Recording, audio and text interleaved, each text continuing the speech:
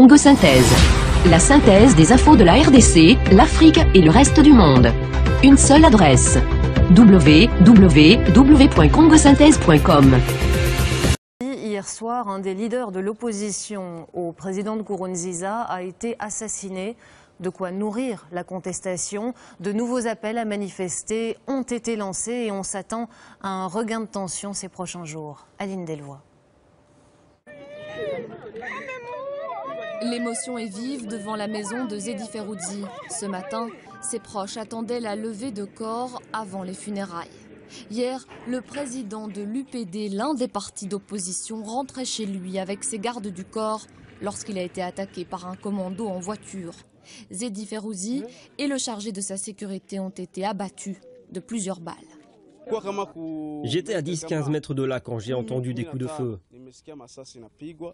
Je n'ai pas compris tout de suite, je suis arrivé et j'ai découvert que mon voisin avait été tué. C'est quelqu'un de très important, c'est le leader de l'UPD. Zedi Ferroudi était très engagé contre le troisième mandat du président Nkurunziza. Cela fait un mois que des manifestations agitent le pays. Cette semaine encore, Zedi Ferroudi avait appelé tous les Burundais à s'unir dans ce combat.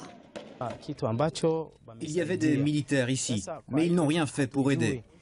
C'est pour ça qu'actuellement, on ne sait pas qui a tué Zedi Ferroudi. Tout ce que nous savons, c'est que cela doit être une personne de pouvoir. Je pense que cela implique le politique. Maintenant, nous sommes très inquiets. On n'est plus en sécurité. Un journaliste qui discutait avec Zedi Ferroudi au moment de l'attaque affirme que les assaillants portaient l'uniforme de la garde présidentielle.